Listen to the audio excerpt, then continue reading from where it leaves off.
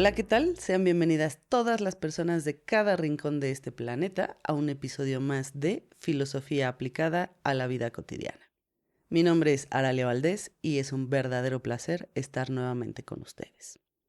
Recuerden que este es un podcast autogestivo, es decir, no tiene patrocinio ni financiamiento ni lucramos con él, por lo que les recuerdo que pueden apoyar este proyecto realizando un donativo directamente en mi sitio web o pueden también contratarme para darles cursos, talleres, capacitaciones, consultas, conferencias, en fin, me pongo a su disposición para filosofar. También saben que pueden contactarme por WhatsApp al +52 55 27 15 04 86 o mandarme un correo a hola@aralevaldez.com.mx. Recuerden que Valdés se escribe con S. En fin, en la descripción de este episodio les dejo todos los enlaces necesarios para que puedan contactarse conmigo. Ahora sí, entremos en materia. Hoy vamos a hablar de un problema que afecta profundamente la manera en la que nos relacionamos con el mundo y con nosotros mismos. Un problema que por ahora pues no tiene una solución final, pero no importa. A pesar de ello, es muy importante detenerse a pensarlo. Sobre todo para darnos cuenta de cómo vivimos, quiénes somos y cómo nos relacionamos con el mundo. Este problema es conocido como el problema del dualismo y lo podemos expresar de diferentes maneras. A mí me gusta, por ejemplo, preguntarme, ¿soy un cuerpo o tengo un cuerpo? Otros prefieren preguntarse, ¿cuerpo y mente son lo mismo? ¿O cuál es la relación entre el cuerpo y la mente? O, por ejemplo, ¿cuál es la relación entre el alma y el cuerpo? En fin, podemos darle muchas vueltas a este asunto. La respuesta más conocida, no por ello la mejor, es lo que solemos entender o conocer como dualismo de sustancias, que afirma que el cuerpo y la mente son dos cosas distintas, totalmente distintas, hechas de diferente sustancia. Por un lado, entonces, podemos distinguir el reino de lo mental, que está compuesto por nuestra experiencia subjetiva, nuestros pensamientos y percepciones que son únicos e intransferibles. Lo que pienso, siento o imagino es una experiencia singular que sucede dentro de mí. Nadie puede ver o experimentar mis pensamientos, mis ideas o mis emociones. Si me abres el cráneo y luego me abres el cerebro, no vas a encontrar mi conciencia, no la vas a poder ver. Tampoco vas a ver mis pensamientos, ni mis recuerdos, ni mis sentimientos. Parece que todo eso pertenece al reino de lo inmaterial o son fenómenos inmateriales. Y por el otro lado podemos distinguir fácilmente el reino de lo material, nuestro cuerpo, nuestro cerebro. Volvemos al ejemplo del cráneo. Si me hables el cráneo, no puedes ver mi conciencia, pero sí puedes ver mi cerebro. E incluso puedes manipularlo. Y si estimulas una región u otra, puedes provocarme incluso algún recuerdo, una emoción, una idea, una sensación, lo que fuera. Y aquí es donde se pone rara la cosa, porque entonces la pregunta es, ¿cómo conviven ese mundo inmaterial, es decir, la conciencia, la mente o el alma, con el mundo de lo material, el cuerpo o el cerebro? ¿Cuál es la relación entre la mente y el cerebro, entre el alma y el cuerpo? Es decir, ¿tengo un cuerpo o soy un cuerpo? Bueno, existen diferentes maneras de responder esa pregunta. En este episodio abordaremos solamente la primera forma clásica, que es el dualismo de sustancias. Y en un segundo episodio vamos a abordar la segunda respuesta clásica, que es el dualismo de propiedades, que en realidad es un monismo. Monismo significa que viene de uno, de una idea, de una sola sustancia, en lugar de dos. Por eso se llama dualismo de sustancias, por un lado, que son dos sustancias completamente diferentes, las que son del cuerpo y la mente, o este dualismo de propiedades, que es más bien un monismo, que nos dice que cuerpo y alma, por ejemplo, están hechos de la misma sustancia, pero tienen propiedades diferentes. Pero bueno, esa idea del monismo, que quizá nos sirva mucho mejor que la del dualismo para poder abordar varios conflictos de nuestro día a día cotidiano, la vamos a ver en un segundo episodio. El dualismo más común, más conocido, es el dualismo de sustancias, que es el que propusieron Platón y Descartes. Esta forma de dualismo se convirtió en uno de los pilares del pensamiento occidental. la creencia de que la realidad está compuesta de dos partes, una tangible y otra intangible. Platón nos presenta esta idea de la separación en tres versiones diferentes. La primera versión es lo que se le llama el dualismo ontológico. Recuerden ustedes que la ontología nos habla del ser, de lo que es. Cuando se preguntan quién soy, o qué es el ser, o qué es ser humano, es una pregunta ontológica. Entonces, por un lado, tenemos el mundo de lo inteligible, dice Platón, el mundo de las ideas. Y por otro lado, está el mundo de lo sensible, el de las percepciones. En esta visión platónica, el mundo inteligible es el mundo de los valores, las ideas abstractas y las esencias. El pequeñito detalle es que este mundo inteligible está fuera de nuestro mundo, es decir, en nuestro mundo no podemos ver caminando a la idea abstracta de la justicia, por ejemplo, o a la esencia del amor, o a la esencia de la belleza, o a la idea de la belleza. Yo no las veo caminando por ahí, por la calle, sino que solamente las podemos conocer o podemos acceder a ellas a través de la idea abstracta, es decir, de su esencia. Y por lo tanto, para Platón, las ideas abstractas viven en un mundo hiperuránico, es decir, más allá del cielo, y solo podemos acceder a él a través de la razón, a diferencia del mundo sensible, al cual podemos acceder por medio de nuestro cuerpo, sentidos y percepciones. Pero no se olviden que nuestros sentidos nos engañan, son falibles y se equivocan. Por lo tanto, según Platón, no podemos confiar en la información que nos arrojan nuestros sentidos. Y tampoco podemos producir conocimiento verdadero a partir de lo sensible porque no es ni objetivo ni universal. Entonces, lo que nos está diciendo el dualismo ontológico de Platón es que el mundo verdadero es el de las ideas y esencias y se encuentra fuera de nuestro mundo. Él le llama el mundo inteligible, que podemos acceder a él solo a través de la razón. Y el otro mundo es el de las apariencias, las percepciones sensibles, que es en el que vivimos. Y es una especie de ilusión creada por nuestros sentidos. Es decir, de alguna manera, para Platón, el objetivo del conocimiento o de utilizar la razón sería salir del mundo sensible para poder acceder al mundo de las ideas, para entonces poder conocer la verdad. La segunda versión del dualismo que nos presenta Platón es el dualismo epistémico, que obviamente se desprende de la aceptación del dualismo ontológico, que, para decirlo de manera muy sencilla, existen dos mundos, el de las ideas y el sensible, como ya lo vimos. Eso quiere decir entonces que existen dos posibles formas de conocimiento, el que produce la razón y el que producen los sentidos. Y por supuesto, Platón considera que el conocimiento válido e importante es el que produce la razón. El otro conocimiento, el sensible, nos estorba porque nos engaña. Y por último, la tercera forma del dualismo platónico es el que se le conoce como dualismo antropológico, que afirma que la existencia de dos realidades distintas también se expresa en el cuerpo y el alma. Evidentemente, el cuerpo es la realidad material y el alma es la realidad inmaterial. Es decir, cuerpo y alma están creados de una sustancia diferente. De esta idea es que se desprende la clásica afirmación que seguramente todos hemos escuchado e incluso repetido en algún momento de nuestra vida: el cuerpo es la prisión del alma.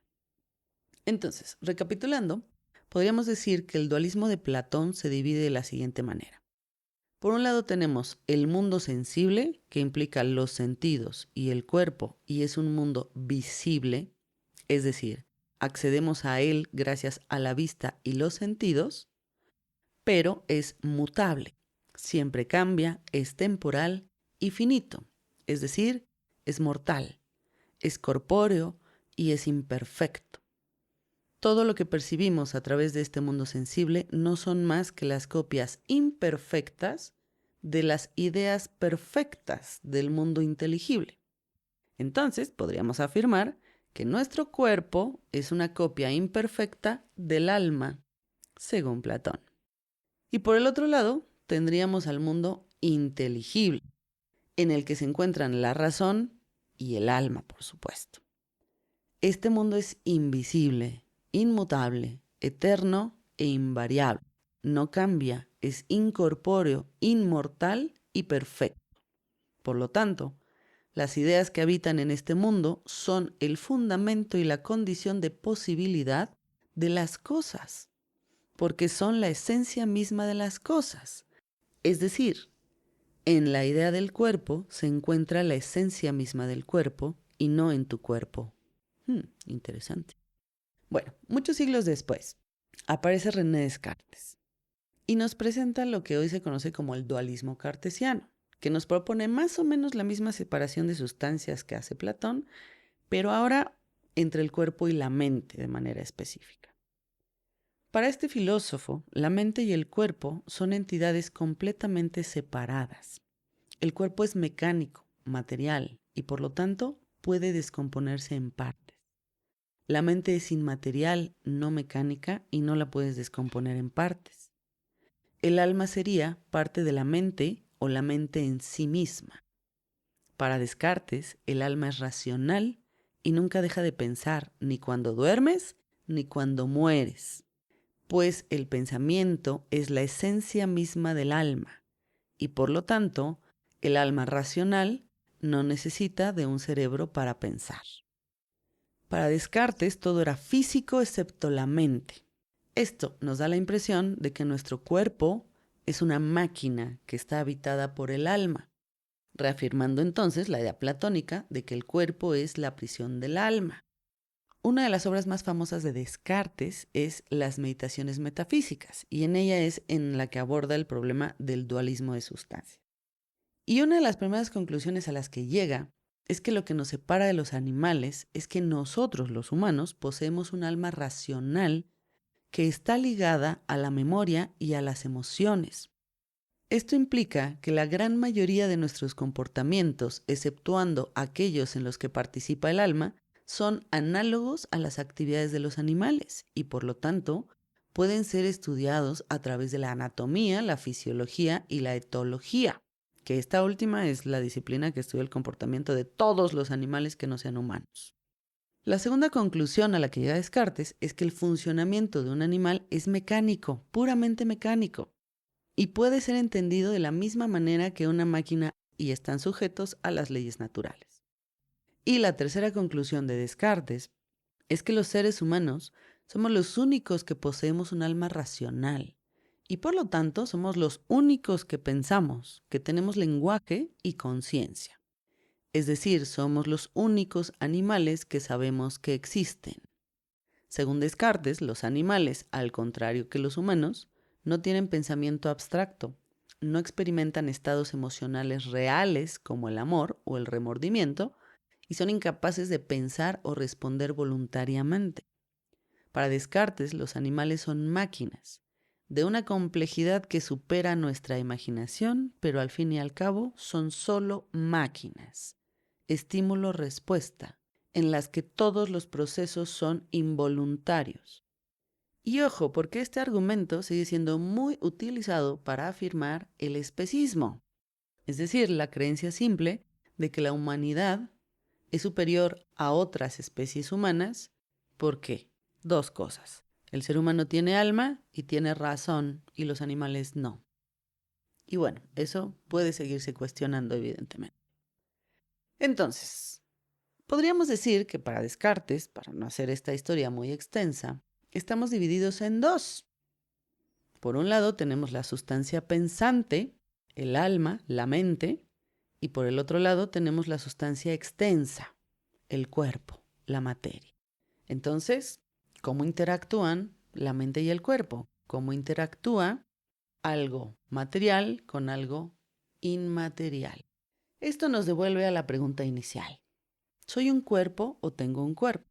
Si respondemos esta pregunta desde el dualismo platónico o desde el dualismo cartesiano, nos vemos obligados a responder que tenemos un cuerpo. Es decir, ¿cuál es la diferencia entre ser y tener? Cuando yo tengo algo, cuando yo tengo frío o cuando yo tengo una pluma o tengo un cuaderno o tengo un perro, todo eso que yo tengo es algo que en algún momento puedo dejar de tener. Es decir, es algo que me puedo quitar. Si yo tengo frío y me abrigo, me puedo quitar el frío. Si yo tengo una pluma y la pierdo, ya no tengo la pluma. Tener implica que es algo que puedo separar de mí, es algo que puedo abandonar en el camino. En cambio, ser implica que no lo puedo dejar en el camino. Si yo respondo que tengo un cuerpo, que además esa es la respuesta más común que damos las personas de inicio. Cuando nos hacen esta pregunta por primera vez, casi todos decimos, yo tengo un cuerpo. ¿Pero qué implica esto a profundidad? Implica que en algún momento me puedo quitar mi cuerpo y dejarlo por ahí. Es decir, que lo verdaderamente importante para nosotros, hasta ahora, hasta donde el dualismo nos lo va explicando, es el alma y no el cuerpo. Y claro, por eso podemos afirmar que el cuerpo es la prisión del alma. Pero, ¿de verdad el alma es nuestra esencia y nuestro cuerpo es totalmente irrelevante para nosotros? ¿Podemos existir sin cuerpo? Bueno, yo no conozco a nadie hasta ahora que pueda existir sin un cuerpo. No es común la idea de que podamos existir sin un cuerpo. Vale, entonces tenemos dos partes, alma y cuerpo. Pero tengo un cuerpo y soy el alma. Esto es un problema porque estoy aceptando que hay una interacción entre el mundo de la materia y el mundo de lo inmaterial. Como nos explica Descartes, si mi cuerpo solo es una máquina, es maquínico, es mecánico, funciona por estímulo-respuesta, y mi alma es mi esencia y es aquello que me permite pensar, entonces cuando yo muera y mi alma salga de mi cuerpo, mi alma seguirá pensando y sabiendo y conociendo todo lo que ya sabe y conoce. Y bueno, no solo eso. Si aceptamos la idea de que mi alma y mi cuerpo están completamente separados y son de sustancias completamente distintas, entonces, por ejemplo, tendríamos que aceptar afirmaciones como la idea de que otra alma pueda entrar en mi cuerpo. Y entonces estamos aceptando la idea de las posesiones. ¿Sí? Si yo puedo salir de mi cuerpo a través de mi alma, yo puedo también a la vez poseer algún otro cuerpo, ¿cierto? O también puedo aceptar, por ejemplo, que si el problema aquí es que lo inmaterial modifica lo material, es decir, mi alma modifica mi cuerpo, le da órdenes a mi cuerpo, le dice cómo actuar y cómo reaccionar, entonces tenemos que aceptar que todo lo inmaterial puede interactuar con la sustancia material y entonces tendríamos que afirmar rotundamente, contundentemente, que los fantasmas existen y que interactúan con la materia. Y esas ideas son un poco extrañas, ¿no? Nos parecen un poco extrañas. Bueno, el asunto es que no es una pregunta fácil de responder, como se habrán dado cuenta. Y este conflicto, este problema se vuelve todavía más amplio, mucho más grande, cuando hablamos de conciencia en lugar de alma. Todavía se complejiza un poco más. Pero ese tema lo vamos a dejar para la segunda parte de este episodio, porque se nos acabó el tiempo, para variar, se nos fue como agua. Pero bueno, no me quiero ir sin darles antes una pequeña probadita de cómo sería pensar justo desde otro lugar este conflicto. En el siguiente episodio vamos a hablar, como les dije en la introducción de un dualismo que no es tan dualista, sino más bien de un dualismo que es monista.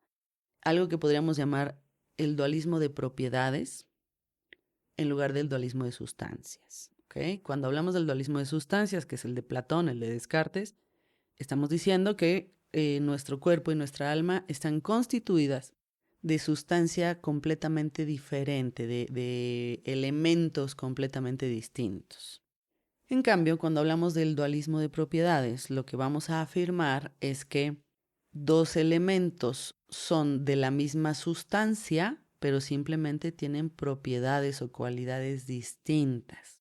Este es un tipo de pensamiento mucho más cercano al pensamiento de Baruch Spinoza, por ejemplo, que recuerden en el episodio de espiritualidad que vimos, Spinoza nos dice que Dios es la sustancia infinita de infinitos atributos y cada modo de existencia, cada cosa que existe, tiene sus propiedades y sus atributos específicos, pero está conformado por la misma sustancia.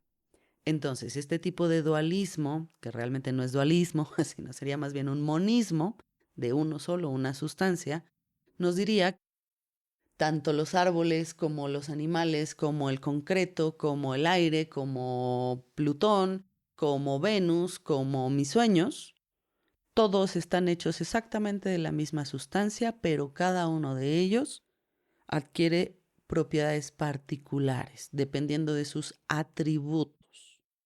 Entonces, este tipo de pensamiento nos podría decir que el pensamiento y el cuerpo están profundamente involucrados. La forma en la que percibimos el mundo y las ideas de esa percepción están vinculadas con la manera en la que el mundo me afecta e interactúa con mi cuerpo.